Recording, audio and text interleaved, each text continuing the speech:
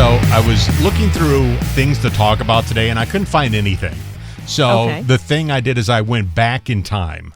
I went back in time to February just to see what was happening in February. So so this is, pre-corona. These are the things that we were worried about in February.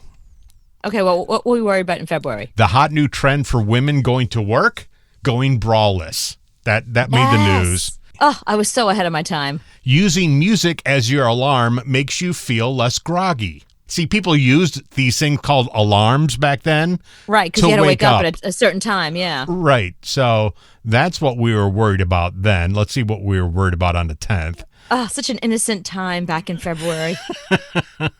We were so innocent. You can get married free at Denny's in Las Vegas on Valentine's Day. Remember that?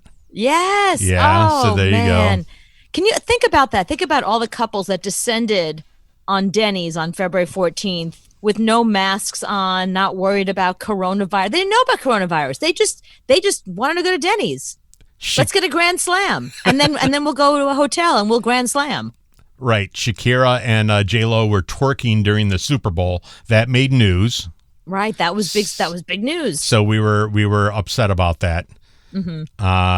Adulting is tough. Here are 7 things we struggle with. Okay, let's check this out. What were we struggling with? What was a struggle in February? 65% of people said they would be embarrassed if somebody popped in unannounced. Number 2, 26% of us don't feel like we're on top of our careers. Oh, just wait a couple of months and let me know how you feel about your career now. 32% of us are struggling with juggling too many things at once. Well, that problem's been solved. 20% of people have no idea what they're making for dinner most days. Okay, that problem has been solved. Yeah, because you can start thinking about that at 9 a.m. Right.